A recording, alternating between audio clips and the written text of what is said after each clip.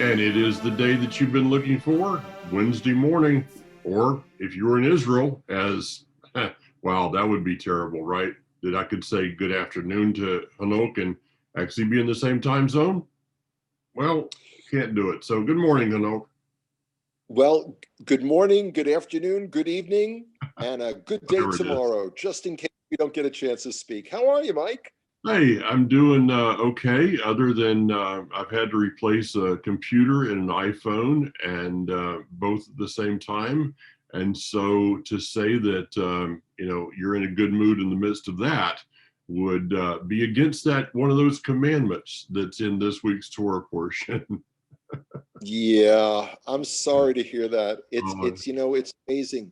We've become such slaves to technology oh, that, you know, whatever the greater Exodus looks like, I don't know what it's going to look like, but whatever it is, if anyone brings their iPhone into it, I will personally put it into the Reed Sea.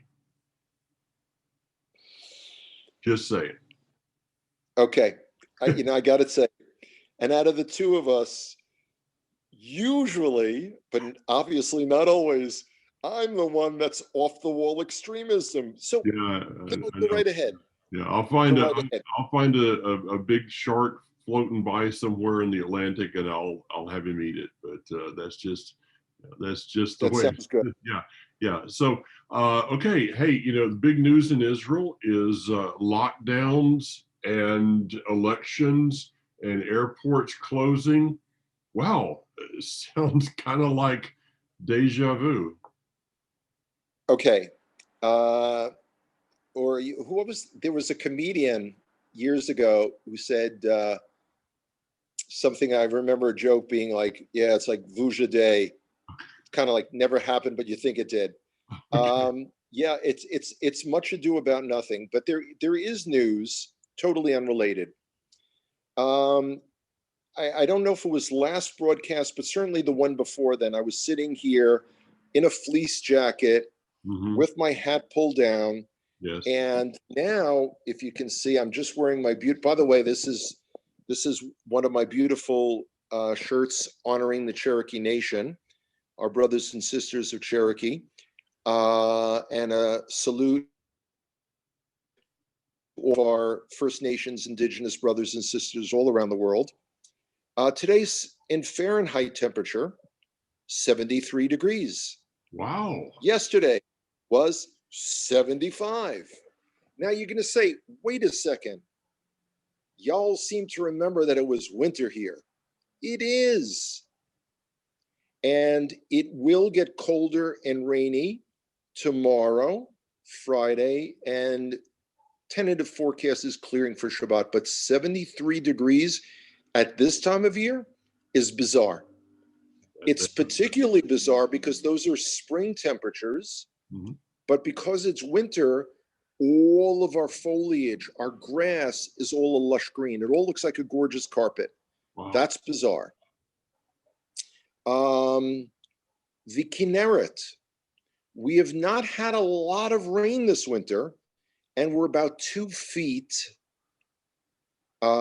short of one of the lines. There's the red line, there's the black line.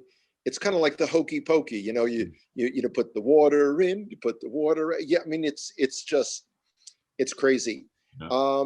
The parties now. This is what's fascinating because the American system is set up. It's always one person, one candidate against another. Or even, back in for the 2016 election, there were 17 candidates for the Republican nomination Mhm. when the race first started.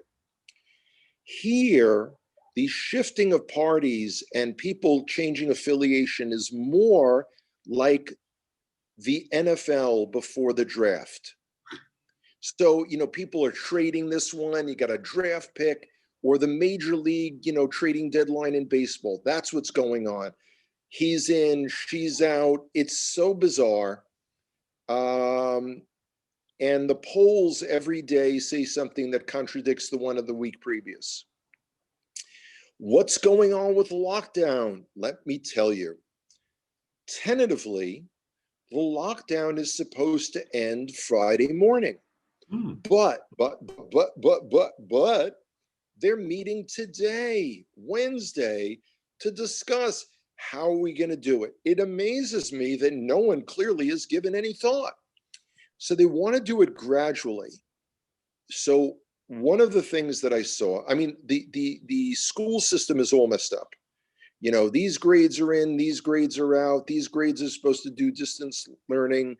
I mean, it's like a whole generation that's being uneducated. Well, one of the things they're talking about is that you could go to restaurants for takeaway food. Now you can only order food by delivery.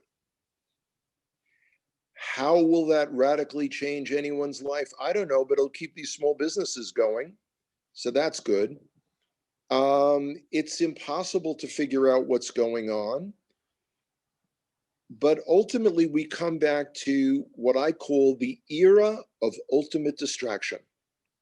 Okay.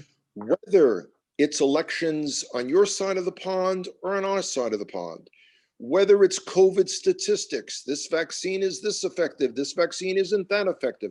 Well, the vaccine is dangerous. Well, is this more dangerous? We don't know. We don't know anything. Let's be honest.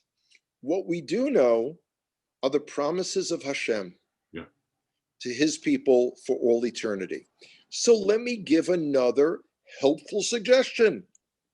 Helpful Chanoch here again today. I don't want y'all to listen to this and just say, yeah, we should be doing something for Israel. And then you go to sleep till next Wednesday when you or I, Mike, remind them of that. I want everyone to pick at least one charitable organization in Israel to contribute on a monthly basis. Mm-hmm. Now, in the ideal world, as you've mentioned many times, everyone would be getting Nati Rom's Lev Haolam box of amazing goodies. But people say, and they write to me, Chanoch, I don't have $100. Mm-hmm. When I suggest, why don't you bring it up at your congregation or fellowship or Torah study? It's like, ooh.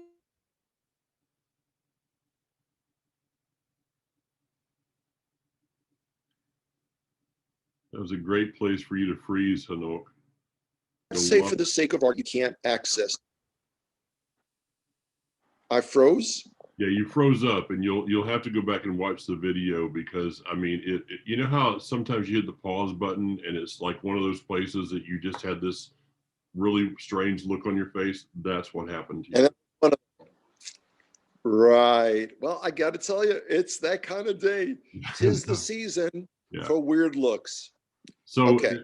So what you're talking about is go to your congregation and say, why don't we pool our funds together and get this, and then we could, kind of, as one congregation used to do, they would auction off things, and therefore would cover the price of the box. The problem we have today is what is that the average person goes to their congregation and says, we want to do this, and the vast majority of people say, well, why? The root problem is deeper, and so we really are looking for individuals to do something. And I think that. Okay. Go ahead. No. I do have and in fact, that was probably the point that froze up. Okay. But I really do want to pause for a second and address that issue of people in their congregations. And I know this is rampant. I know this is rampant because out of the 22 trips to America that I've made since August 2013 to speak to groups, be like, what's the big deal about having this Jew come and speak to us? Like, we what's he going to do for us? And I got to tell you something. You have encouraged me and supported me in doing this, of studying the Gospels. So it's the old WWYD. What would Yeshua do?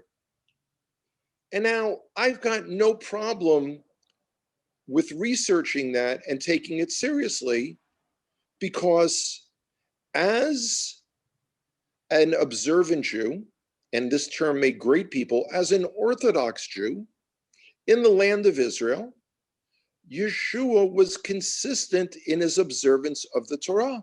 Mm-hmm.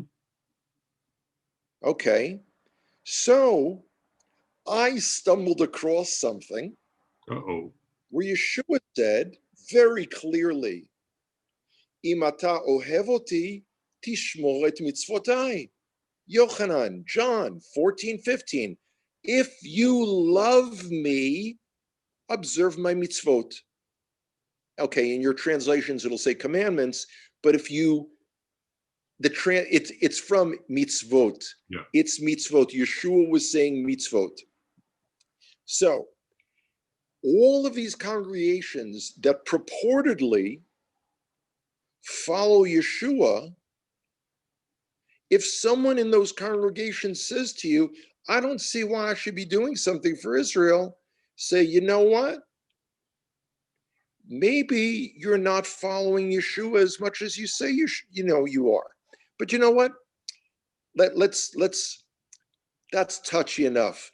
Let's go back to the individuals. So what do we do as individuals? We don't have $100. I am willing to venture that everyone listening to this message has $10 a month minimum that they can invest towards something with blessing something in Israel. How do I know that? Because I, much to my dismay, in 11 months, haven't been able to earn a single shekel. We have no tourists. Tourists are not allowed in the country. I cannot guide. And I still have $10 at the end of every month. So what do? You pick you may not know charitable organizations in Israel. That's fine. What I'm encouraging people to do is pick an area that resonates in their hearts, meaning widows and orphans, meaning poor people who don't have enough to eat, meaning emergency medical services, something. Write to Mike or I, or both of us, and say, can you suggest an organization in these areas where we can contribute to? Mm-hmm. And every single and I'm telling you, no excuses. This is no longer the era for excuses. Stop wishing it'll happen. Stop watching it happen. Get on the field and make it happen. The Torah is not, and it's not something to be observed from a distance. You got to get involved. Restoration is not a passive expression. Mm. And Mike looks like he's looking something up as we speak. You're talking about the Gospels. Now, if you continue reading there, you'd go into Acts and then to Romans. And this is, I know that this is a dead horse. Okay. We're kind of beating a dead horse, and maybe next week we'll move on from it. But yeah. Okay. What is it? I'm on so many different things. Do you get a text, an instant message, a WhatsApp, whatever it is? I was in communication with someone that we were able to help out in the old city. And I got a communication the other day that said, I just wanted to give you an update. Now, this is not because of people sending thousands of dollars. This is because of a lady that I saw. I have not seen her in months, years, actually. I saw her last weekend when I was traveling.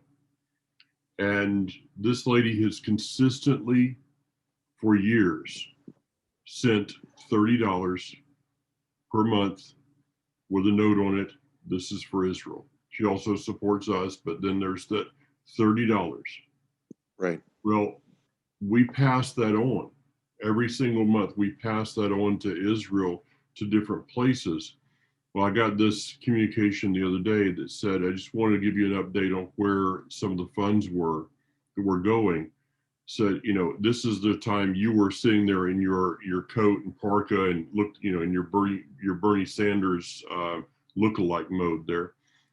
Except I did it first. yeah, I know. And they said we were able to go and purchase heaters for some folks in the old city. You know, Amazing. I saw this lady this week, and I said it may have cost $30 to buy one heater to give to one person. But I said, you made a difference in somebody's life. And they sat there in their house this past Shabbat in the old city and had no idea who had given the funds for that. So it's not just about, you know, giving thousands, it's the people coming together. Yeah. And over in Romans, this is Rav Shaul, and he's speaking. This is not to Hebrews. This is not to, you know, those in Galatia. This is to Romans. These are former Gentiles who may have been like joined to Hashem. Just saying. In Romans chapter 15, verse 22, or 26, for Macedonia and Achaia thought it would be good to make some contribution to the poor among Elohim's people in Jerusalem. They were pleased to do it, but the fact is they owe it to them. For if the Gentiles had shared with the Jews in spiritual matters, then the Gentiles clearly have a duty to help the Jews in material matters. You know, I don't know, Hanok, I don't know how much clearer this is. And it these days, there's so much that's just craziness. I mean, I heard somebody sent me a video the other day of a so-called messianic leader on Rick Wiles' True News anti-Semite broadcast. And the statement that came out of their mouth was that modern day Judaism has nothing to do with the Old Testament. Where since Nazi Germany have we come up with, okay, I may have some problems Wow. with rabbinic Orthodox Judaism. You and I discuss the differences. You might somewhere along the way have slight problem with something that I do. Okay, whatever. I don't know. Hardly ever, but maybe once in a great while. Okay. But to say that there is nothing of Judaism having to do with the Torah, the Tanakh, it is just, I would love to use a word that I don't use, but it is over the top crazy. Because let's face it, at the time of the Maccabees, there wasn't any Gentiles standing there fighting for the Torah, was there? No, you know, and that's the element that really the Jew hatred, and you know, sadly, you still find it in this movement. You know, where you don't have to scrape too far on this, you know, on the surface, but the reality is you need to be consistent. And you know, it's funny, you mentioned you have some differences, I have some differences, you view it this way, I view it that way. But the key is the old swing song. It don't mean a thing if it ain't got that swing. Do-op, do-op, do-op. That's the thing that people miss. In the same way, that like, and people say, well, were you always like this? Heck no. I used to get in fist fights as a kid who had the better pitching staff, the Yankees or the Mets. Now, I mean, can you get more stupid than that? I mean, it's insane. Well, you're thinking, yeah, okay. Yeah, I think we have. I really think we have come to that place of such stupidity is a great word there. I know that it's that I've got to be right, and I've got to be the one that's leading the pack here, and everybody's going to do it my way. Well, let me tell you, until another Moshe enters into this mix with humility, we got a problem. I got to tell you, the closest that these mental midgets will ever come to having done it, my way, is listening to Frank Sinatra's recording. That's it. I mean, seriously, Maybe, how pathetic. Yeah, and what it is people are trying to elevate themselves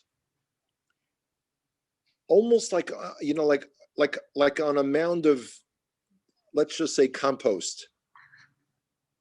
I'm trying to think of euphemisms here. I mean, seriously, elevating this, well, you're nothing. You're nothing. It's like one of the self-proclaimed rabbis in this movement who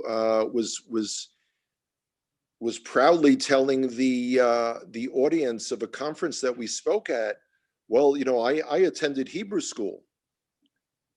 Hebrew school in the Jewish community is our version of the vacation Bible school that you all attended. Okay? That doesn't entitle you to much of anything beyond perhaps a second grade education. I mean, really, seriously. As you're going through the Gospels, there's an interesting place that it says, because there's a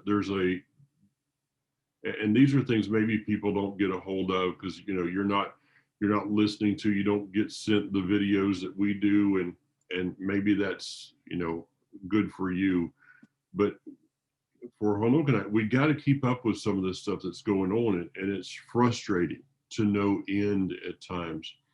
There was a statement made recently that nowhere in the Gospels does Yeshua tell us to support Israel in any way. Yeah, amazing. I just, Hanok, I have a hard time finding a box for that. It is kind of like, well, nobody told me this morning that I should start breathing air. And so, I mean, they're going to have my, my obituary is going to be in the paper because I just got up this morning and forgot that I should be breathing. Well, it says that he set his face toward Jerusalem. Now, there's a lot that was going on in that verse, but it's this disconnect that somehow, and I've taught this numerous times, that if you, and I started, by the way, I'm behind our resident observant Jew here, but I started reading Matthew this morning just so that I can try to keep up with you a little bit. In my scripture, this side of the page is because of the translation, the order difference. On this side of the page is 2nd Chronicles. On this side of the page is Matthew. On many scriptures, there is Malachi and Matthew. But if you open up many Bibles, there will be a blank page between the two. And I've asked the question many times, who put that there? I don't think that it was the writer of the book that put that there. And so I have actually, in a folder over here, I've told people, you need to circumcise your Bible. I knew you were going to say that story. I knew Yeah. it. And Knew I've it. had people literally in meetings that have torn that page out and walked up and handed it to me, and I have literally a stack of them in a folder over here. When we Well, start to see that everything that the Father does is ongoing revelation, and to take apart something or say that, you know, well, the Torah is done away with, then how? It's like saying that the foundation of my house is not there, but the roof is still standing. it shows an enormous lack of understanding and maturity, and a total disassociation of what we should be learning and what we should be internalizing. Yeah. I mean, it's really it's literally scary to think that this is going on amongst the people who are most quote unquote in the know. You would, you know, there is rarely a congregation or fellowship in the Hebrew roots / Messianic / two house Ephraimite movement. Got to think of a shorter, you know, name for that, but that doesn't criticize their former church in a mainstream denomination for lack of understanding or comprehending something. But I got to tell you something. They are not that far off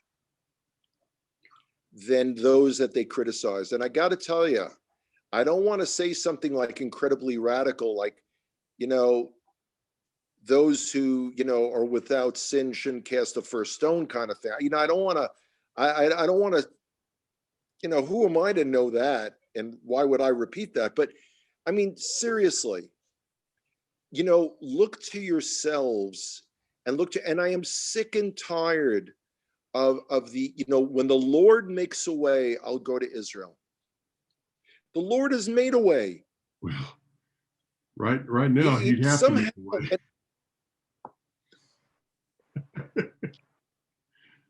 things will open up. Yeah. Again, I said it last week, we are closer than further.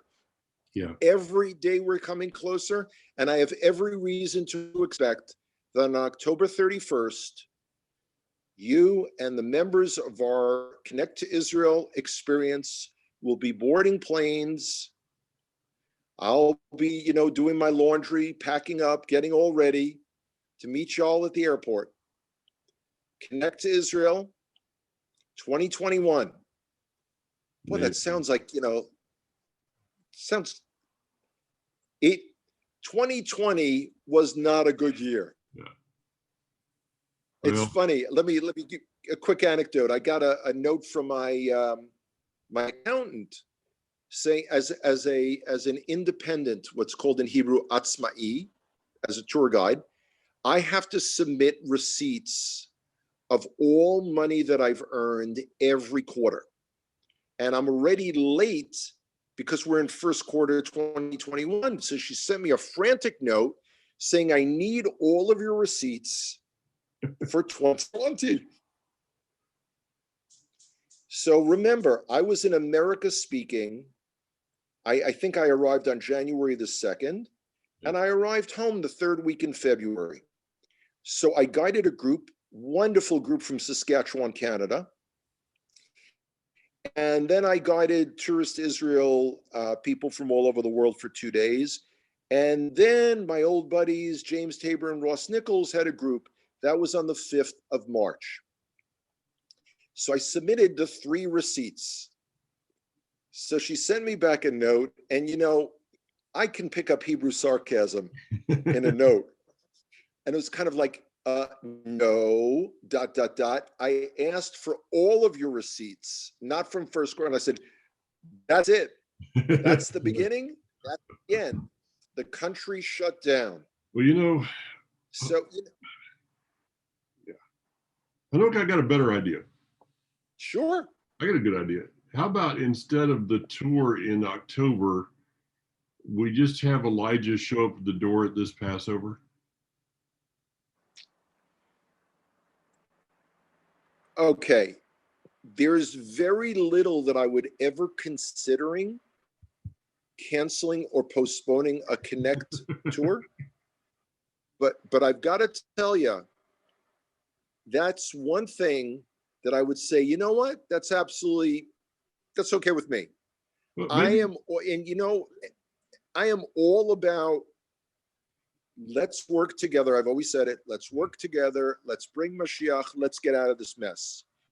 Only thing, everyone's afraid of this, global reset and new world order and new kids on the block and whatever, everything people are fearing. Netanyahu again, prime minister for the 458th year in a row. yeah, The only thing that's going to beat all this stuff is Mashiach, is the final redemption, the Geula Shlema, the whole redemptive enchilada, the whole thing. there you So go. let's do it. But All instead, right. people want to sit around and, mope. So go ahead. Well, We're moving forward. We're yeah. crossing the day, baby. All right. Well, I got to get back to my my electronics thing. Well, that'll make you pray for the kingdom to come. Buy a new iPhone. Yeah, my MacBook is on its last legs. Yeah. My iPhone is nearing its last legs, and I can only buy it in America because each of those items is 3 times the price here in Israel, the promised land. Absolutely. What can I tell you? Well, Anyway, hey, be appreciate strong, everybody have listening to us. courage, rant. and hang in there, man. All right. We'll talk soon. Thanks. Take care. Bye-bye.